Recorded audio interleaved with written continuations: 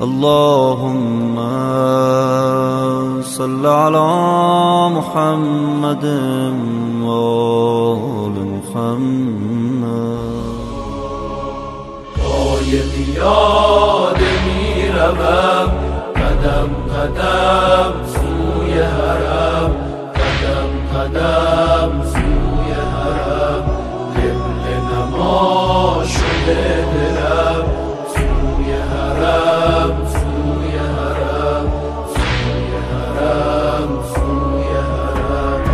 از جان و دل زنم ای نور هر دو عین. لبیک یا حسین، لبیک یا حسین. از جان و دل زنم ای نور هر دو عین. لبیک یا حسین، لبیک یا حسین.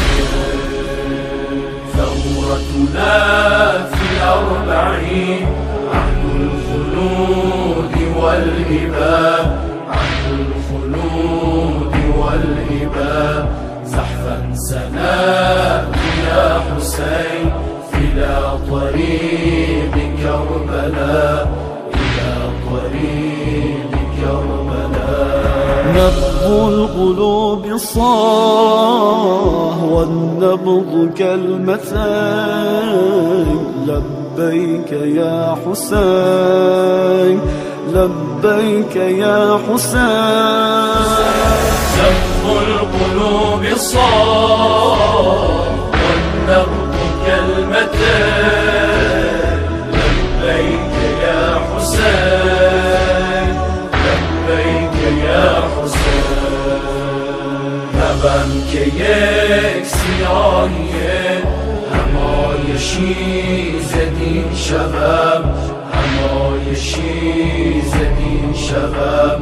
همراه زینبین اون زائر 40 شبم، زائر 40 شبم. من زنده توام ای مهر مشرقه. لبیک یا حسین، لبیک یا حسین. من زنده توام ای مهر مشرقه. لبیک یا حسین، لبیک یا حسین.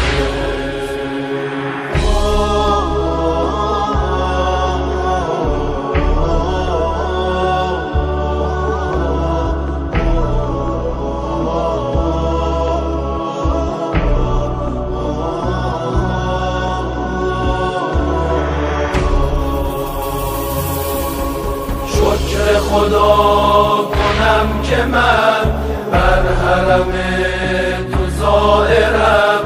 خاک ره عطیه و غبار راه جابرم. خاک ره عطیه و غبار راه جابرم.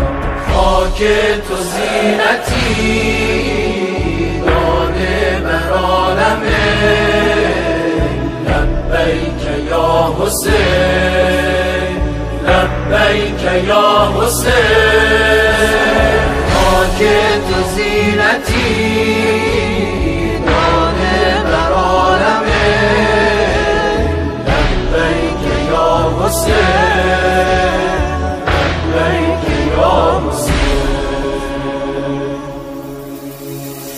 سزاست گر طلب کنم ز حق امام نور را. نظر کنم به چشم دل جاده ای از ظهور را. نظر کنم به چشم دل جاده ای از ظهور. از جان و دل زنم ای نور هر دو عین. لبیک یا حسین، لبیک یا حسین. از جان و دل